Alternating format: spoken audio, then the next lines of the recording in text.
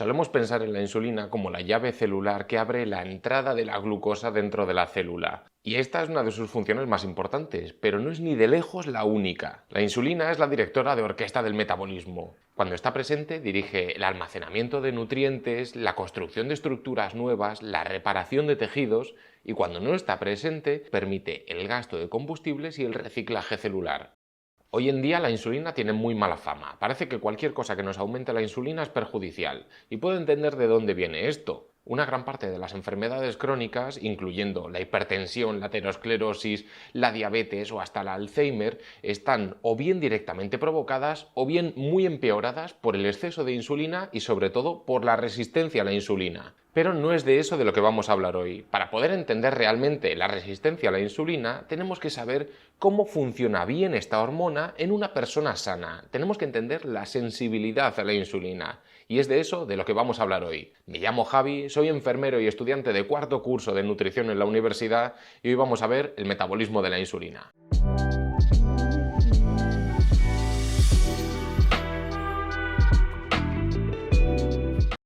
Primero, pequeño recordatorio de cómo funcionan las hormonas. Las hormonas son mensajeros químicos que se distribuyen por la sangre. Eso quiere decir que transmiten un determinado mensaje a las células para activar una determinada función. El mensaje que transmite la insulina es: hay abundancia de nutrientes, hay que almacenar, hay que construir y hay que multiplicarse. Como las hormonas se distribuyen por la sangre, eso quiere decir que cada tejido de nuestro cuerpo estará en contacto con ellas. Y sin embargo, las hormonas solo van a tener función en aquellas células que tengan un receptor para ellas. A estas células se les llama células diana. ¿Y qué tejidos, qué órganos de nuestro cuerpo tienen receptores de insulina? Pues todos. El hígado, el músculo, el cerebro, el tejido adiposo, los vasos sanguíneos, todos. Todos los órganos de nuestro cuerpo tienen receptores de insulina porque tiene que regular el metabolismo en todo nuestro cuerpo. Pero lo curioso es que en cada órgano el mensaje que da la insulina significa una cosa distinta, y esta es la clave. La clave del funcionamiento de las hormonas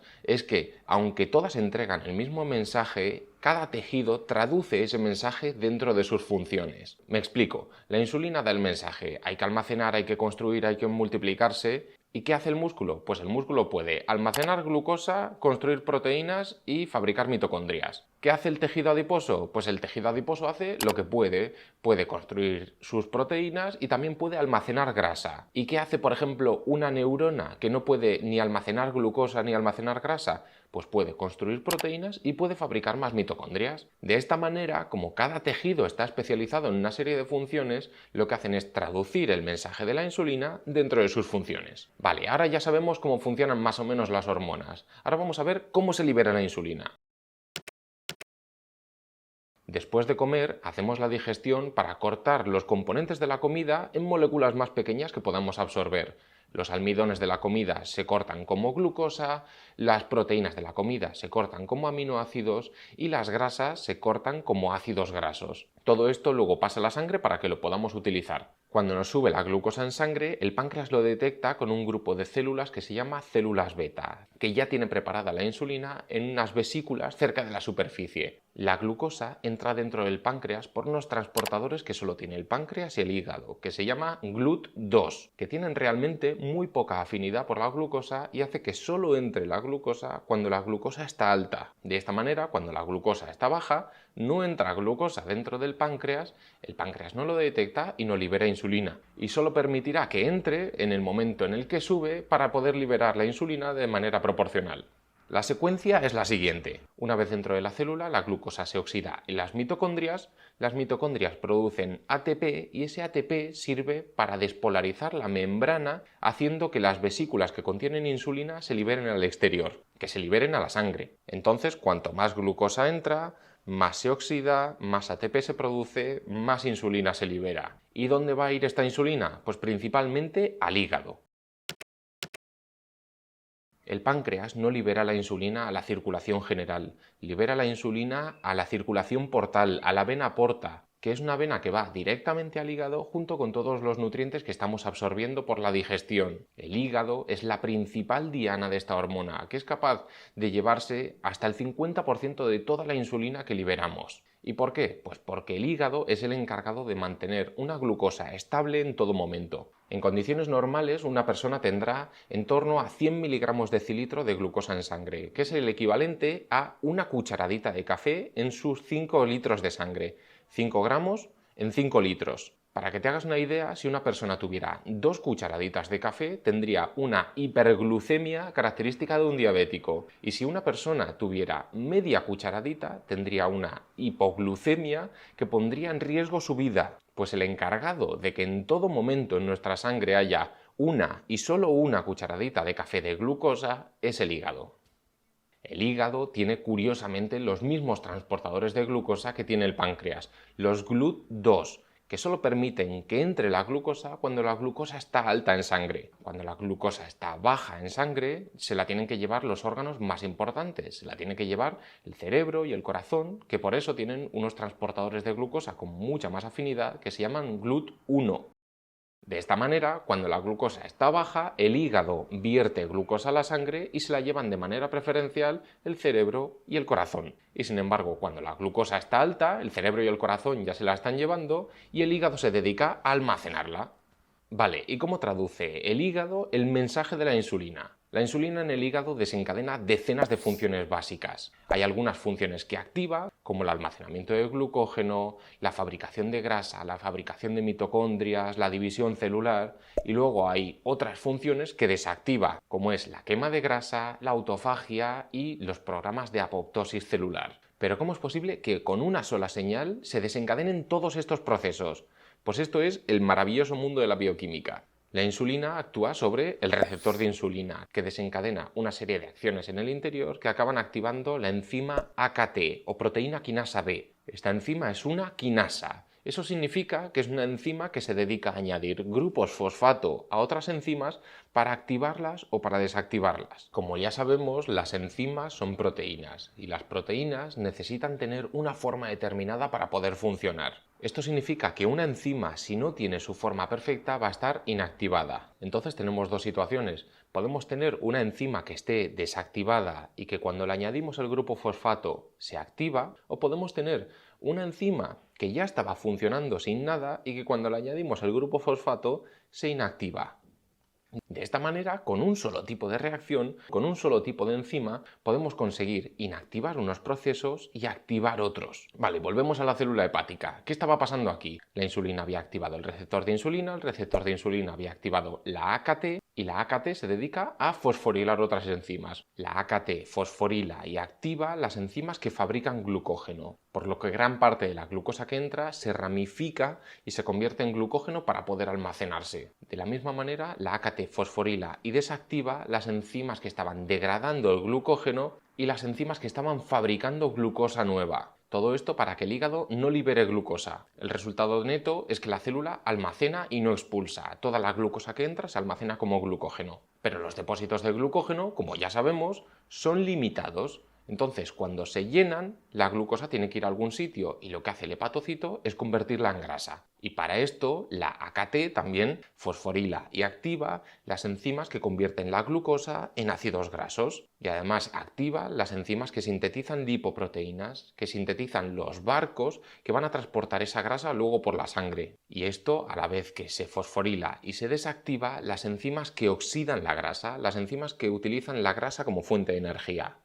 Mientras estábamos en ayunas y no había insulina, estas enzimas estaban activadas y nuestro hígado estaba quemando grasa, pero en el momento en que sube la insulina, la AKT se activa y se corta la quema de grasa. Entonces, en cuanto a los lípidos, el hígado hace que fabriquemos grasa y que esa grasa o bien se almacene o bien se expulse fuera de la célula, pero que no se pueda utilizar como energía. Y en cuanto al metabolismo de la proteína, la AKT también es capaz de fosforilar a la enzima mTOR, que es una enzima súper importante que activa el crecimiento, la síntesis de proteínas y la división celular, a la vez que desactiva o que previene la autofagia o la apoptosis, la muerte celular. Tiene todo el sentido. La insulina está señalizando al hígado que hay abundancia de nutrientes y que hay que construir. Entonces el hígado coge esos nutrientes y los utiliza para construir estructuras nuevas, para almacenar nutrientes y para crecer. De esta manera la insulina consigue que el hígado disminuya la glucemia y libere los triglicéridos perfectamente empaquetados en sus barcos, en las lipoproteínas que se llaman VLDL. ¿Y a dónde irán estos barcos?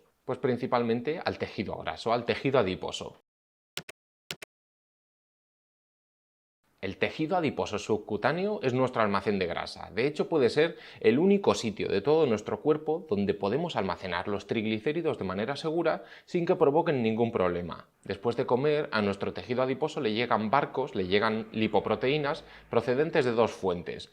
Le llegan los kilomicrones procedentes del intestino con la grasa que estamos absorbiendo por la digestión y le llegan los VLDL procedentes del hígado con la grasa que está sintetizando nueva. Para que el tejido adiposo consiga almacenar esta grasa tiene que hacer dos cosas. Tiene que sacarla de los vasos sanguíneos y tiene que ordenar al adipocito almacenarla. Primero, en los vasos sanguíneos se encuentra la enzima LPL que se activa por la insulina y que espera el paso de los barcos cargados de triglicéridos. Cuando pasa uno de estos barcos cargados de triglicéridos, lo coge, rompe los triglicéridos en ácidos grasos y glicerol y así lo puede absorber el adipocito. Segundo, el adipocito también ha recibido la señal de la insulina ordenando el almacenamiento. Esta señal sigue exactamente el mismo camino que todas las células. La insulina actúa sobre su receptor, el receptor en sucesivas reacciones es capaz de activar la enzima AKT y la AKT se dedica a fosforilar enzimas. En el adipocito no tenemos las enzimas de síntesis de glucógeno que teníamos en el hígado.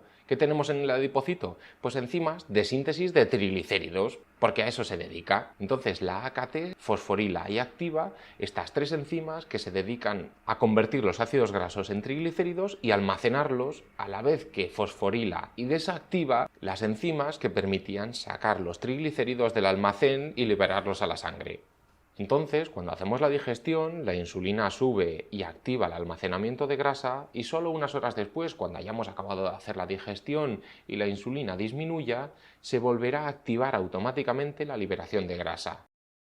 De esta manera entendemos dos claves muy importantes. Un tejido adiposo sensible a la insulina es absolutamente fundamental para evitar la acumulación de grasa en la sangre, para evitar las dislipemias, la subida de colesterol y de triglicéridos en la sangre. La grasa, cuando está almacenada dentro de nuestro tejido graso, no provoca ningún problema. Sin embargo, cuando se queda por la sangre o cuando se almacena en otro sitio donde no se tendría que almacenar, sí provoca problemas. Y segundo, una persona que tenga unos niveles de insulina altos en sangre continuamente, por ejemplo, una persona que pique mucho entre horas, va a ser mucho más incapaz de liberar la grasa que tenga almacenada, porque la insulina va a bloquear todas las enzimas que permiten la liberación de grasa y va a bloquear todas las enzimas que permiten la utilización de la grasa como energía en las mitocondrias. El tejido adiposo solo puede liberar la grasa en el momento en que la insulina baja o en el momento en el que deja de hacer caso a la insulina, pero eso es otra historia.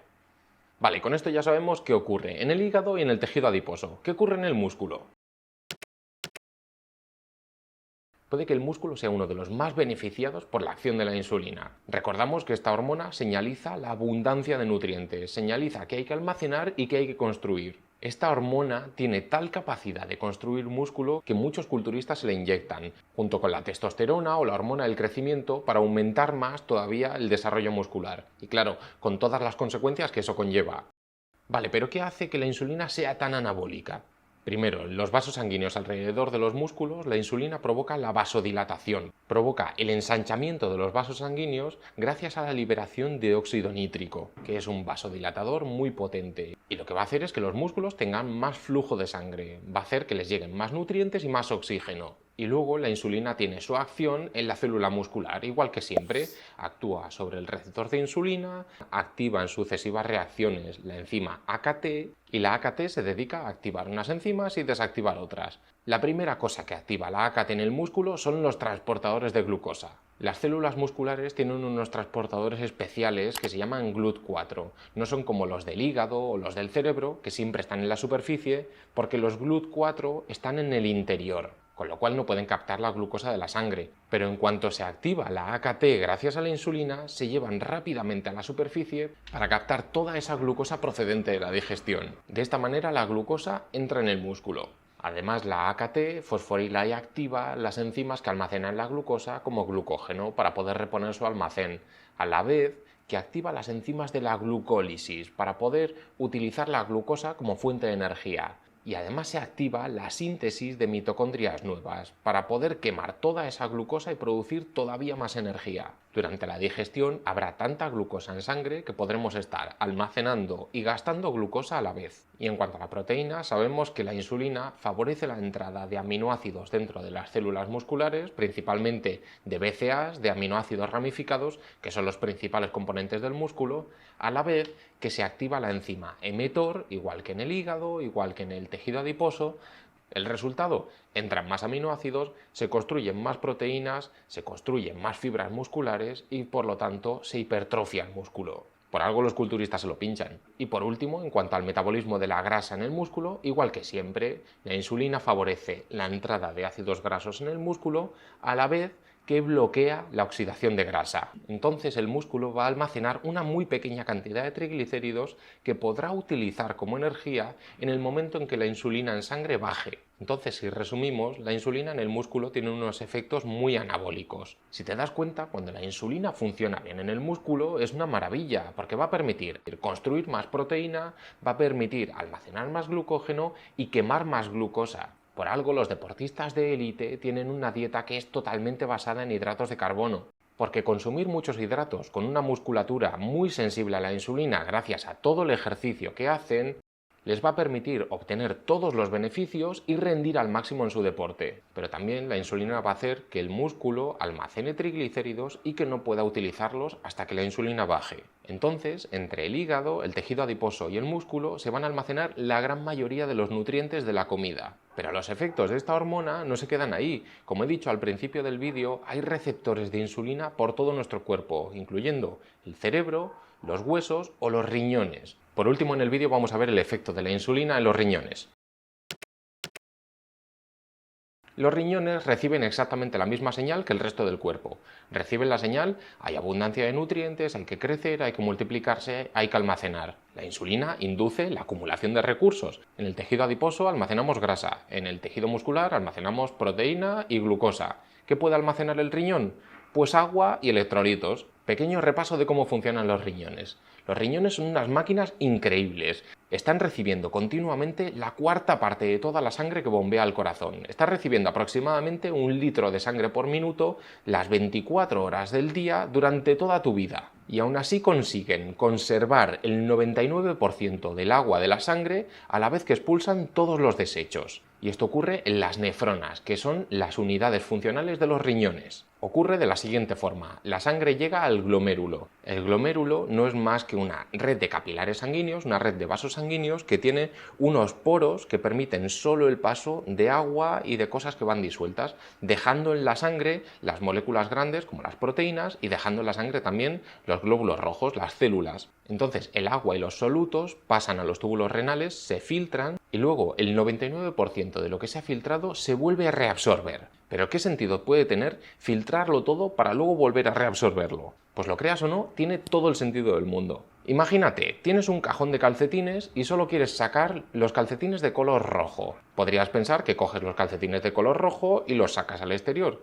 Pues el riñón no hace eso. El riñón lo que hace es coger todos los calcetines, sacarlos y luego meterlos todos menos los calcetines de color rojo. Y tiene su sentido. El riñón tiene que decidir continuamente qué sustancias de la sangre son beneficiosas y las tiene que dejar, y qué sustancias son perjudiciales y las tiene que expulsar. Las sustancias beneficiosas, el agua, los electrolitos, la glucosa, todo ese tipo de cosas son siempre las mismas, y sin embargo las sustancias perjudiciales pueden ser de 1000 tipos distintos. Pueden ser toxinas, trozos de bacterias, metabolitos de fármacos, todo tipo de cosas con las que el riñón no ha tenido contacto en su vida y por lo tanto no sabe si es bueno o malo. Entonces el riñón lo que hace es sacar primero todo lo que está disuelto en la sangre y luego volver a meter las cosas que sabe al 100% que son beneficiosas, como son el agua, el sodio, el potasio, la glucosa, y de esta manera el riñón puede expulsar cualquier sustancia extraña sin saber qué es. Y cuando nuestro cuerpo quiere modificar cuánto expulsamos, lo que hace no es modificar cuánto se filtra, modifica cuánto se reabsorbe. Y es aquí donde entra la insulina. La insulina es capaz de hacer que el riñón retenga más agua y más sodio, de varias maneras distintas. Primero, en las nefronas. La insulina en las nefronas es capaz de hacer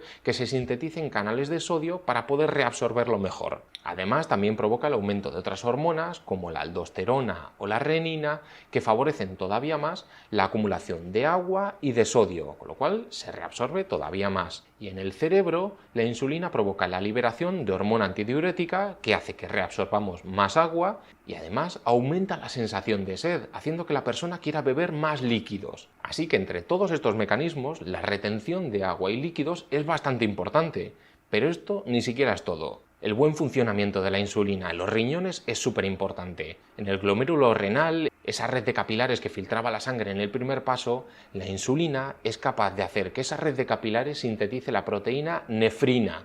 Es una proteína súper importante que lo que hace es mantener en buen estado el filtro, mantener en buen estado los poros para que no pasen células sanguíneas y no pasen proteínas a la orina. Con lo cual, la insulina mantiene en buen estado el filtrado renal. Y por último, la insulina en los túbulos renales produce una disminución de la producción de glucosa. ¿Pero cómo? ¿No se supone que el encargado de producir glucosa era el hígado? Pues sí, pero en su mayor parte. Cuando estamos en ayunas, el hígado es el encargado de liberar la gran mayoría de la glucosa a la sangre, pero el riñón le ayuda produciendo más o menos una cuarta parte de la glucosa. Y cuando comemos y nos sube la insulina, actúa sobre estos dos sitios para cortar la producción de glucosa y así mantener una glucemia estable. Entonces la insulina en los riñones es súper importante porque nos ayuda a no deshidratarnos, porque retiene agua y sodio, ayuda a mantener en buen estado el filtrado renal y ayuda a mantener una glucemia estable. Entonces, si lo vemos en perspectiva, podemos ver que la insulina en el cuerpo tiene unos efectos fisiológicos